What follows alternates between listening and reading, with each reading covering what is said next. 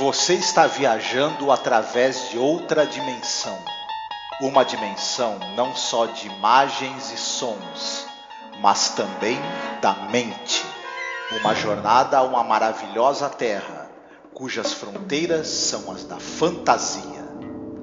Há um sinal logo à frente, avisando que sua próxima parada será em Além da Imaginação. By the way, Mr. Honeycutt, there is one other small item I ought to mention to you about the car. Do. It's haunted. Haunted? You don't say. Oh, yes, without a doubt. The car is quite haunted. It's been haunted ever since it came off the assembly line. And every single one of its owners can attest to this fact. Well, now, I don't suppose you'd mind telling me how it's haunted. You stand right there. Or how I can unhaunt it. Oh, you'll find out soon enough. I will. Olá, ouvinte! Seja bem-vindo aqui a mais um episódio sobre a série clássica Além da Imaginação. Eu me chamo Angélica. E eu sou o Marcos. Hoje é o dia da mentira, 1º de abril. Nós vamos falar sobre o episódio que fala sobre a verdade, né, Marcos? Episódio número 50 da série Além da Imaginação e episódio número 14 da segunda temporada, The Whole Truth, que significa o quê? É toda a verdade, né? Dirigido pelo James Sheldon, que é um cara, gente. Esse episódio, eu tenho algumas considerações, assim, críticas ao episódio, mas ele é um cara que ele dirigiu episódios inacreditáveis de Além da Imaginação. Por exemplo, It's a Good Life, que é o episódio do menino terrível, né? Um episódio, o único, cujo roteiro é do Ray Bradbury, né? Que é o I Think the Body Electric. Pois é, esse cara é foda, né, Marcos? Esse diretor, né? De um episódio filmado em vídeo, cara. Um episódio com muitos problemas também, gente. A gente pegou logo em seguida 2 episódios que a gente tem algumas críticas, né? Bom, eu tenho, não sei você. Esse diretor, o James Sheldon, como você mesmo falou, ele dirigiu alguns episódios muito queridos da série. Ele fez muito sucesso nos anos 50, final dos anos 50, com uma série da TV americana chamada The Millionaire, que era uma série comédia em que um cara que ganhou multimilionário, ele dava $1 milhão para as pessoas e para saber o que elas iam fazer com aquilo. E os episódios acompanhavam o que aquela pessoa vai fazer com aquele dinheiro que ela ganhou sem aviso, né? E não sei se passou na televisão brasileira, eu nunca assisti. Fez muito sucesso na época, na TV americana. E ele também era um cara basicamente diretor de TV. Dirigiu episódios de muitas e muitas séries de sucesso. Dirigiu episódios da série Route 66, ou a Rota 66, que essa sim, eu sei que passou no Brasil. E quem tem idade para ter visto gostava muito, era um grande sucesso. Enfim, é um cara muito habilidoso, excelente diretor. Pena que ele foi agraciado, só que não, em dirigir um dos episódios que foi gravado em videotape e que afeta demais, infelizmente, a qualidade da fotografia e, né, da produção em si. É uma pena. Eu também acho, viu? Um episódio que, muita gente coloca como um dos piores episódios da temporada, hein? Mas aí é aquele negócio, né, gente? Vocês assistam aí para ter as suas considerações. É um episódio de comédia, bem humorado, né? Mas eu acho que ele falha miseravelmente em apresentar. Ele quer dar uma lição de moral, tá, no espectador, mas ele falha miseravelmente, inclusive nisso, tá? Inspirou aquele filme do Jim Carrey, né, o Mentiroso, por exemplo, porque a gente vai falar sobre o plot, mas tem esse filme aí do cara que não é um advogado, né, e ele não consegue de jeito nenhum mais mentir, né, que é um filme de 97, que ele tá... eu gosto de Jim Carrey, tá, gente? Só considerando aqui, gosto dele, é uma pessoa que me emociona muito, inclusive agora nessa fase da vida dele, mas ele tem uns filmes que ele tá extremamente careteiro, e esse é um dos, né, o Mentiroso, né, a caracterice dele tá com tudo e não tá prosa, né. Ele tava nessa época, ele tava imparável, né, no overact e nas caretas. Não, e eu gosto disso nele, aquele eu mesmo e Irene, eu acho hilário, dou risada alta. Eu até acho que o Mentiroso também é uma espécie de filme de um domingo à tarde, a família assistir e cascar o bico, entendeu? Tem as cenas maravilhosas, aquela cena que ele tá no elevador, por exemplo, e ele tá saindo do elevador e fala: e faz grita assim, fui eu, né? Dando a entender que ele soltou um pum lá, porque tá todo mundo tampando o nariz. Então tem umas cenas engraçadas, né? Alguém peidei, não sei quem fui, né? Nós estamos escatológicos aqui, né? Mas assim, é um episódio divertido. A intenção dele é ser divertido e passar uma lição de moral, né? Porém, eu acho que ele falha nisso, apesar de ter, por exemplo, Jack Carson, que ele é um ator inacreditável, né? Que é o protagonista dessa história, né? Que é o cara que não vai conseguir mais mentir. Um cara que, por exemplo, participou de filme com a Joan Crawford, sabe? Hitchcock Presents, era um comediante famoso.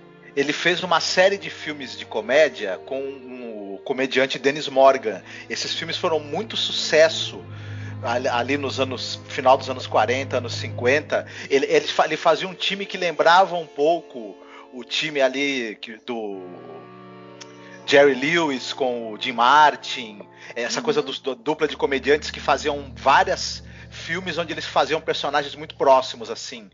Enfim, e um era escada para o outro. Então ele fez muito sucesso nessa época nas comédias junto com o Dennis Morgan. Também foi um cara que muito sucesso que trabalhou bastante na televisão, tem muitos créditos dele na TV. Era um cara muito talentoso e ele tá muito bem, né, nesse papel. Ele tá engraçadíssimo, né?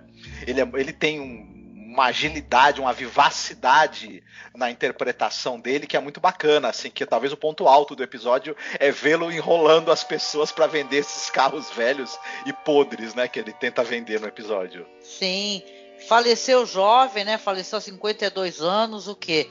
2 anos depois que esse episódio foi ao ar, né, episódio é de 61, em 63 ele faleceu, então é um cara que realmente era um talento mesmo do cinema, da rádio, né? Então é pena que eu acho que, sinceramente, é um episódio que ele fica aquém da qualidade que ali na Imaginação costuma ter, né? Mas vamos lá, a sinopse para que a gente possa, né, falar aqui as nossas impressões e pontuar o que a gente gostou. Nós vamos ali ver ali numa concessionária um homem chamado Harvey Honeycutt, que ele é um vendedor de carros usados, né? E ele é um cara falante, acelerado, e você vê que ele está ali tentando, por exemplo, enrolar um casal que está ali olhando os carros, né? Ele não deixa as pessoas nem falarem nada, já vai dando as considerações dele, falando que o veículo é perfeito, o veículo é maravilhoso, e já está caindo, por exemplo, lá o para-choque traseiro do carro, né? Ou seja, ele está enrolando as pessoas para poder comprar os carros um valor superior do que eles valem realmente. E enquanto isso, ele está lá atendendo o casal, vê que chega um senhor, um velhinho, né, com um daqueles modelos A, né, antigos, e está lá limpando carinhosamente o carro, né? Ele pede licença aos jovens e vai lá falar com o velhinho. Fala, eu estou querendo vender aqui esse carro é muito querido. Ele fala assim, olha, seu carro não vale quase nada, eu praticamente teria que desmontá-lo todo e vender as peças para que ele tivesse qualquer valor. Eu dou, sei lá, $15 para o senhor. Aí o velhinho fala, nossa, não, $15, esse carro significa muito para mim, né? Aí ele fala, não, ok, eu dou $20 para o senhor. Mas realmente $20 é muito pouco, né? Esse é um carro que ele tá na história da minha vida e tal, é um belo carro, você pode ver que está muito bem conservado. Olha, eu dou no máximo $25. O velho ainda pede, por exemplo, para que ele aumente para 30, mas ele não aceita de jeito nenhum, né? E é claro que ele está botando o olho gordo no carro, porque o carro realmente tem uma boa aparência. E ele manda o velhinho lá para dentro para levar a papelada e assinando tudo, para poder, enquanto isso, voltar lá para os jovens lá, tentar finalizar essa venda, né? Fala para eles sentarem lá no carro, que basta levar um vinhozinho, umas velas que dá para jantar ali dentro do carro que eles estão olhando, que é uma verdadeira lata velha. Volta lá para o velhinho, e o velho já assinou as coisas, e fala assim, olha, está aqui toda a papelada e tal. Aí quando o velhinho deu a papelada assinada, o Honeycutt já é o dono do modelo A, ele fala assim, ó, eu tenho que falar pro senhor, esse carro aí é assombrado, né? Aí todo mundo que tá assistindo, né? O carro assombrado, tipo, eu mesma pensei, porra, Christine? Não é Christine, né? O velho não explica por que o carro é assombrado, não fala assim, ó, o velho fala assim, você acha que você fez um grande negócio, né? Com esse carro aí, você me pagou bem pouquinho, mas você vai ter tempo para refletir no que você adquiriu, e você só vai conseguir se livrar dessa assombração quando você vender esse carro, né? E ele não entende nada, acho que o velho tá falando balela e tal, e o velho vai embora, né? E falando para ele que inclusive ele vai ter que começar a questionar algumas coisas, né? Imediatamente, para encurtar a história, né? O Harvey, ele começa, por exemplo, a falar toda a verdade. Ele não consegue mentir de jeito nenhum. Chega para os jovens lá, pro casalzinho, fala: isso aí é uma lata velha, não vale a pena, tá tudo podre, entendeu? Não deveria nem estar aqui para vender. E aí fica todo mundo chocado, olhando para ele: como assim, meu senhor? Então é isso mesmo. E ele fazendo aquelas caras que tá sofrendo, né, enquanto ele tá falando isso, porque nem ele tá entendendo o que tá acontecendo. E a partir daí no filme, né, você vai ver assim, nos vários contatos que ele vai ter com as pessoas, em várias ocasiões que inclusive vão trazer prejuízo financeiro para ele, já que ele é um cara que ele vive disso, de principalmente enrolar as pessoas para poder comprar esses carros, esses veículos de baixa qualidade. E já que ele não consegue mentir de jeito nenhum, então ele vai tomando prejuízo financeiro, inclusive quando o cara que trabalha com ele, o funcionário dele, que é uma espécie de Rick Moranis wannabe, né, de óculinho baixinho, né, começa a ficar bem puto com ele, porque uma coisa é ele ser justo, né, que um rapazinho fala, mas outra coisa é ele começar a prejudicar totalmente o funcionamento das vendas de carros, inclusive falar na cara dele, né? Ele falar na fuça do menino. E sobre aquele aumento que o senhor me prometeu? Aí ele fala: olha, eu falo para todos os meninos que trabalham aqui que eu vou aumentar e eu nunca aumento. Eles saem do trabalho aqui recebendo exatamente a mesma coisa que eles entraram. Ele toma um socão na cara. O menino fica puto, né? Então ele começa a ter prejuízo de toda espécie, inclusive com a esposa, né? Porque ele vai falar a verdade, que ele ficava...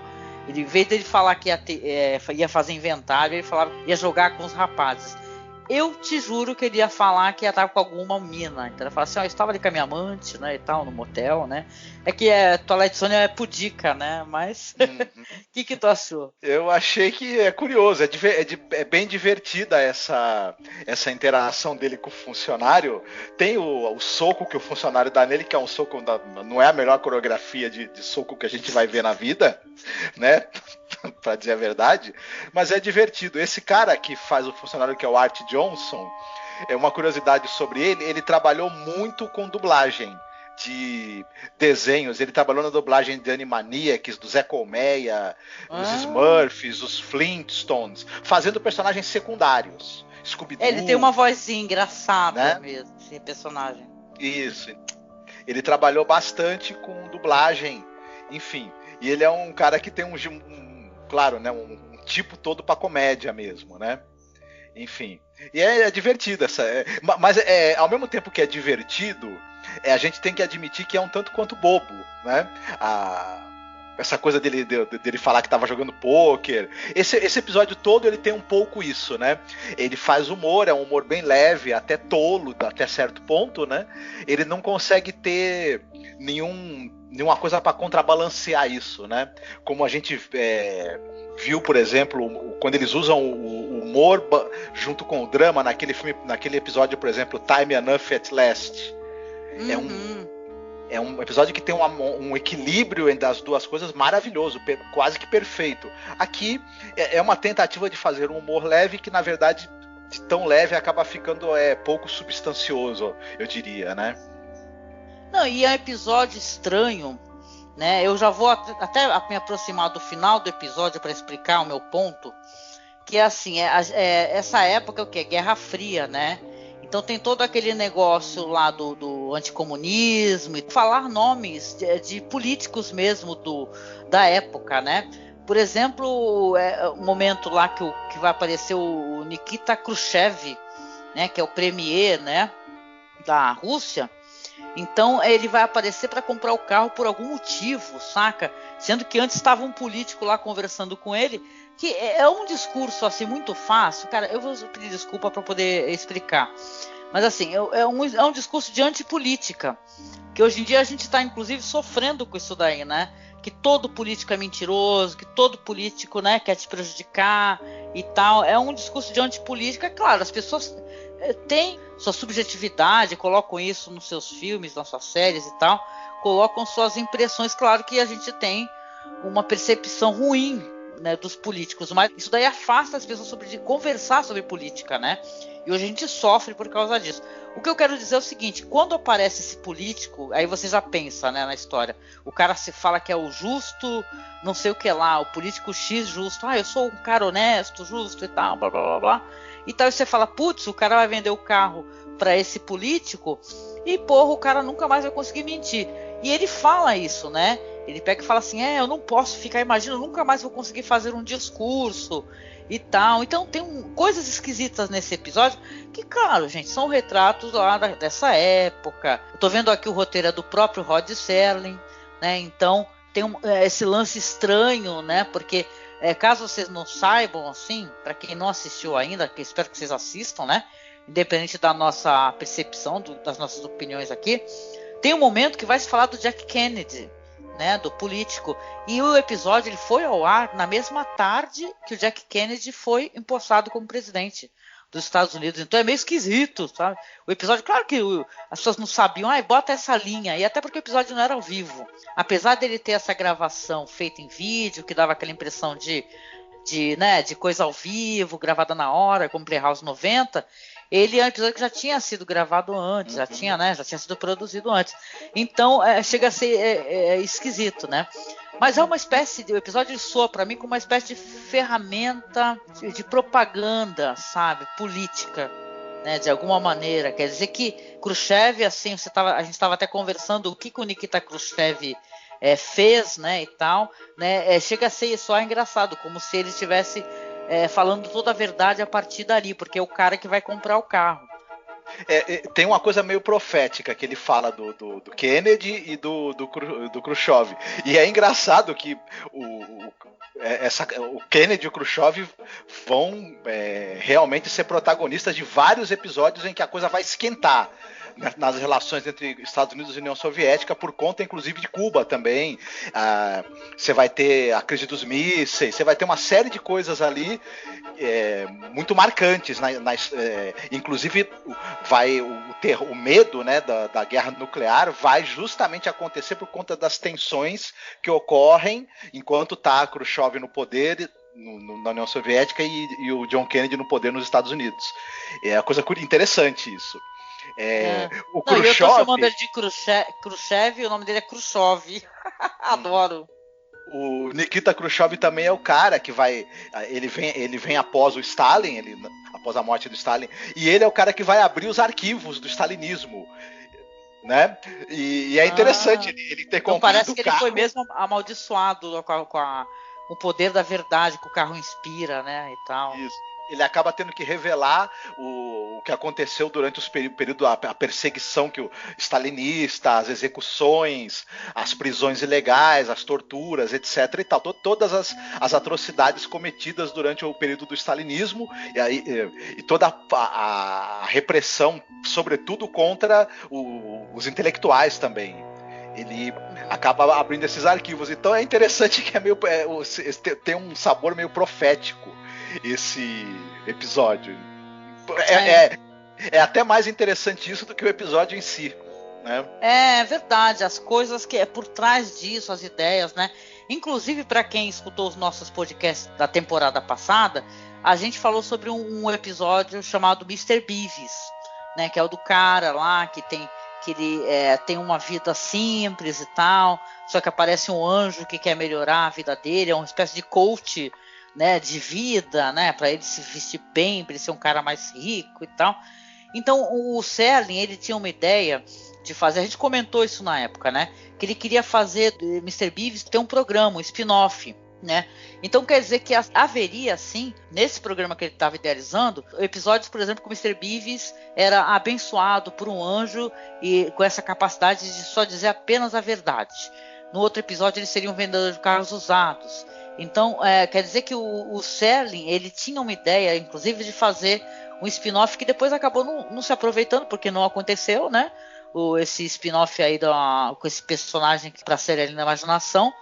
E o episódio em si também, eles tinham umas ideias interessantes para o episódio, mas que na época não foram realizadas. A gente fica pensando realmente que seria esquisito, né? Porque diz que é assim, por exemplo, Nikita Khrushchev, depois de comprar esse modelo né, desse vendedor, ele enfrentaria repórteres em uma conferência de imprensa, na qual o Khrushchev involuntariamente ia defender o padrão de vida americano em comparação ao da União Soviética, porque ele não poderia mentir.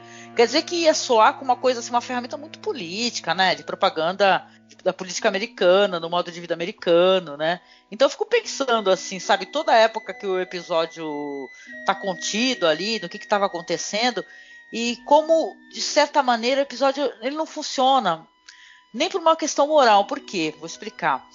O personagem, ele acaba tentando no final fazer uma coisa incorreta, né? A lição de moral seria ali que ele não poderia falar mais nenhuma mentira, teria que, né? Ele só conseguiria se livrar dessa maldição se ele vendesse esse carro. Mas ele acaba, através desse político, que fala que é o sincerão, é o justão, aí que fica conversando com ele, indicando para fazer a venda para esse premier, entendeu? O Khrushchev. Quer dizer que ele acaba se livrando e ele não vejo nenhuma linha assim num diálogo nele depois que essa questão moral funcione. A gente tem ali, por exemplo, o filme do Jim Carrey, que eu mencionei. Ele é um cara que é um advogado, né? Então, se pressupõe ali que o advogado mente, não é isso? Que também eu acho que já é um juízo estranho de valor, né? Você achar que alguém exerce advocacia para especificamente mentir. Mas no caso desse personagem do Jim Carrey, que é um advogado, é um cara que é separado, inclusive é o filho, né, dele que fala que nunca mais quer que o pai minta, aí ele começa a falar a verdade e se embananando todo com o negócio. Mas tem uma lição de moral porque tem esse negócio do valor da família, por exemplo, né? Ele vai começar a entender que é muito mais importante para ele a aproximação do filho, dessa ex-esposa, de coisas mais simples da vida. Um caso de guarda, por exemplo, que ele vai ter que ir para o tribunal e que ele vai conseguir vencer, apesar de estar sob a maldição de não poder mentir, vai trazer dano para as crianças. Então existe uma lição de moral ali que a mentira, né, ela a troco do sucesso, da fama e tal, que não é tudo, entendeu? Que você vai se sentir prejudicado em algum momento e você vai ter que rever, sabe, o jeito que você está vivendo. Agora, esse cara aí que é o vendedor de carros do episódio da série na Imaginação, o político vai lá conversar com ele, acabam os dois conversando, entrando ali num consenso ali, ele mostra no jornal, fulano tá aqui na cidade, né, que a gente vai descobrir que é o Khrushchev aí, e tal, porque quer dizer que esse cara vai ter que falar toda a verdade e tal, e no final ele não parece ter nenhuma reflexão, sabe, sobre tudo que aconteceu com eles. Eu tô me fazendo entender?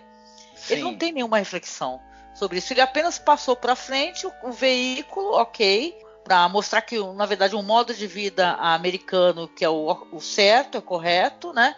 Então é meio esquisito, assim. É um episódio estranho para mim, apesar de ter um grande ator, né? Ter um diretor importante, apesar de não conseguir exercer, a questão da fotografia do episódio é muito problemática, movimentação de câmera, tudo. Assim não tem, né? Na verdade. Então é muito debilitado o episódio. Você tem muita razão no que você falou. Mesmo na própria série Além da Imaginação, se a gente lembrar de outros episódios, chega uma pessoa que traz um objeto mágico, um objeto com poderes sobrenaturais. Em muitos episódios, você lembra do episódio por exemplo, do pistoleiro alcoólatra? Nossa, sim, e um episódio maravilhoso. Uhum. Esse objeto mágico acaba fazendo com que a pessoa reflita, ela tem uma mudança, como você mesma falou, o comportamento dela muda porque ela começa a repensar o contexto de vida que ela tem a partir da mudança que aquele objeto mágico traz. No caso aqui, o carro é trazido pelo tio Petri da série da cadela Lassie, né, o George Chandler e tal. Mas o cara, diante disso, de ser obrigado a falar a verdade, ele realmente não muda nada, ele não tem arco, esse personagem. Ele não sai de um lugar para chegar no outro. Ele quer se livrar desse problema dele estar falando a verdade para ele poder voltar a mentir, vender os carros dele e voltar para a vida normal dele, que é ser um trambiqueiro, né? Exatamente, né? Ou seja, não tem... Que lição de moral que é essa?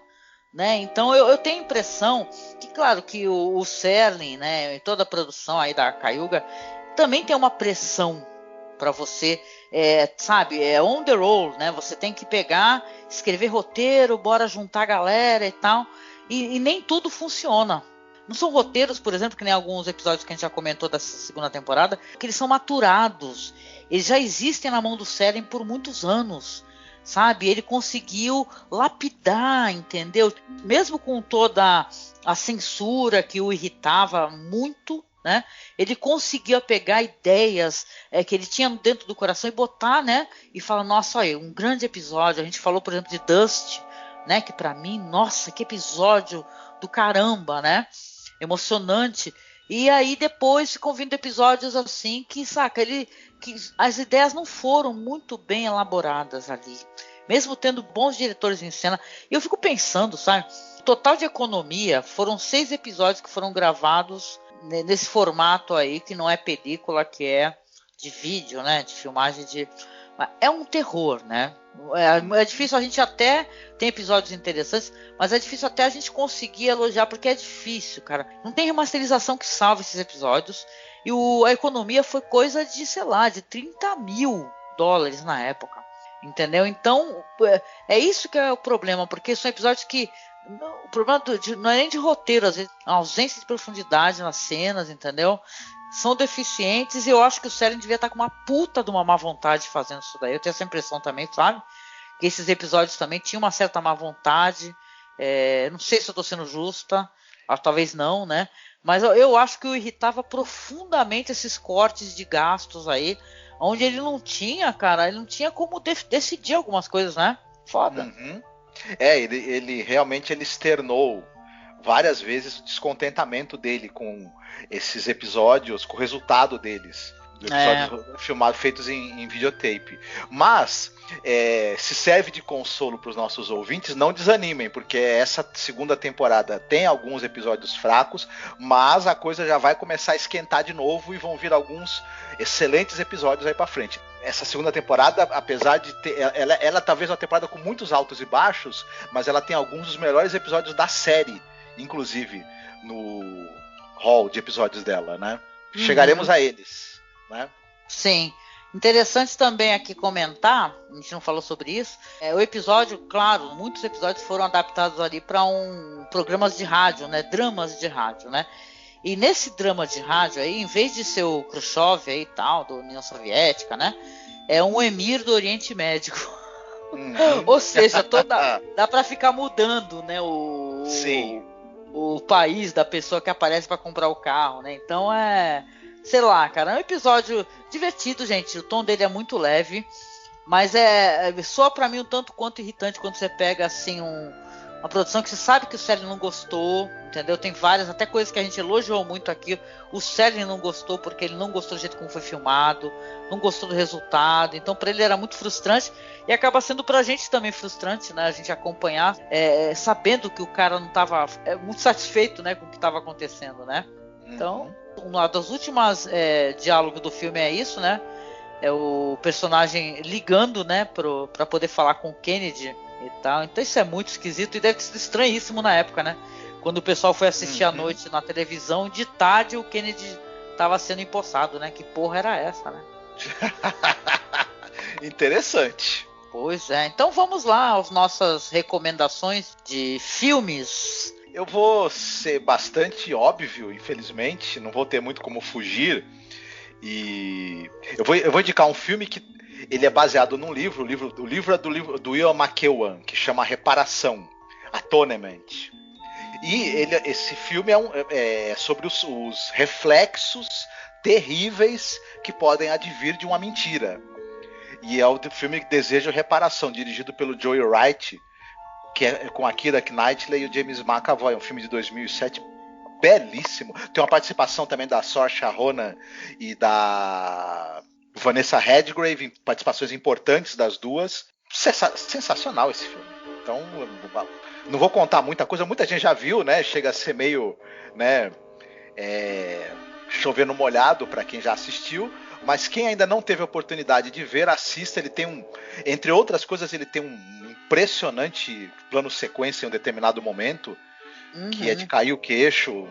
Enfim, vale muito a pena. É lindo, eu gosto bastante. Eu lembro que na revisão, nas várias revisões que eu fiz, eu continuo odiando o personagem da Saoirse Naná e tal, que ela aparece depois, pedindo perdão por tudo que ela fez, sabe? Eu falo, caralho, morra. Então a minha recomendação vai ser um filme de 2009 chamado A Invenção da Mentira. Esse filme aí é um filme que é interessante porque ele mostra um mundo onde as pessoas não mentem, todos falam a verdade absoluta até uma pessoa começar a falar mentiras. Olha, é muito interessante, é com aquele Ricky Gervais, né? Com a Jennifer Garner, o Jonah Hill, ou aquele comediante Louis C.K., né? Tem um grande elenco aí, tem até a Tina Fey, inclusive. O que aqui no Brasil saiu como o primeiro mentiroso. Ele vai invertendo essa questão de colocar a mentira no campo da moralidade.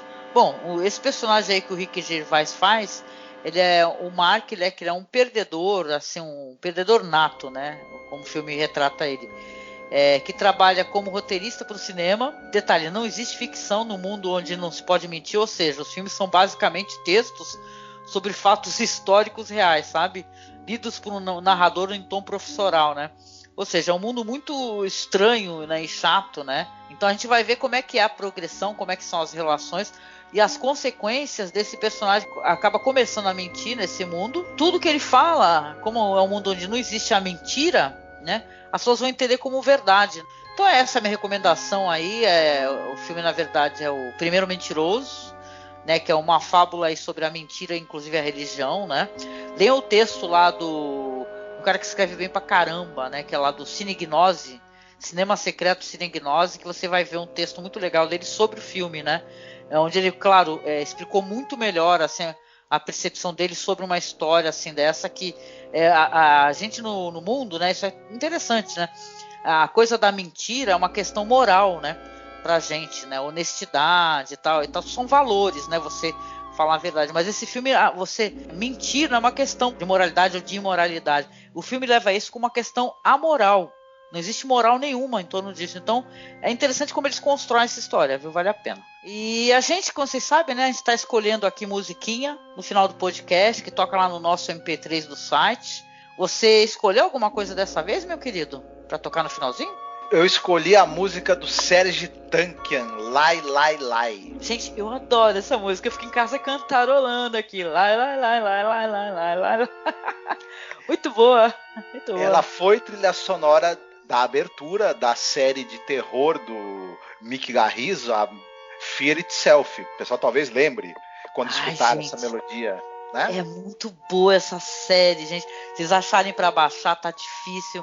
Mas, cara, é muito maneiro. Tem episódio do Vendigo, que ele é show de bola, né? Eu gosto. Aliás, o Vendigo é um dos personagens, assim, de mitologia, né, do horror, que eu tenho tremenda curiosidade. Mas é muito bom. É o Serj Tankian, gente, pelo amor de Deus, né? Que é um cara muito político, né? Ele fala muito sobre a questão do genocídio armênio, né? Ele coloca isso no trabalho dele, na vida dele. O perfil dele é muito crítico a esses políticos, né?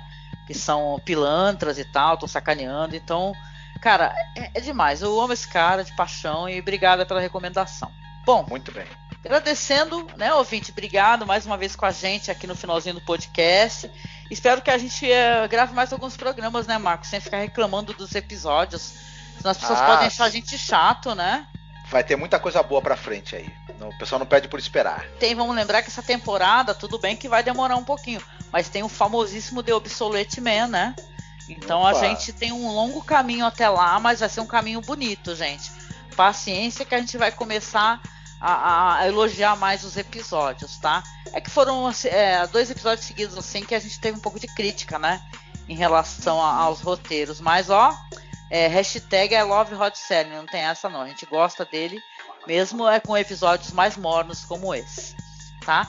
E é isso, a gente deixa aqui então aquele abraço gostoso, lembrando para vocês acessarem lá a nossa página no Facebook, que é @masmorracine, o nosso grupo, que é Fãs de Além da Imaginação. Entra no nosso grupo, gente, vamos lá, vem lá, é até mais fácil de falar comigo, inclusive, né? Que às vezes as pessoas ficam mandando mensagem aqui pelo YouTube e eu demoro um pouquinho pra ler, sabe? Porque eu tenho que entrar no meu perfil do YouTube, às vezes só faço isso fazendo upload de vídeo, né? Demora um pouco pra fazer isso, mas no grupo é mais fácil de eu responder, do Marcos responder, do pessoal do grupo responder caso tenha alguma dúvida. Por exemplo, como estavam me perguntando sobre como conhecer os nossos podcasts, né? A gente perguntou como é que a gente faz para escutar todos os podcasts. Eu falei sobre os aplicativos, agregador de podcast, sobre o nosso podcast estar disponível no Spotify, né? Então acessem o grupo lá, tá? No Facebook, é Fãs de Além da Imaginação. Também nós temos o perfil no Instagram, que é @masmorracine, e também no Twitter, sim, é @masmorra_cast. Então, olha, gente, beijo pra vocês. Então a gente se vê aí no próximo episódio de Além da Imaginação. Fiquem aí escutando a maravilhosa voz do querido Serge Tankian cantando Lai, Lai, Lai. Lai, Lai, Lai. Fiquem bem, se cuidem e falem a verdade quando for possível.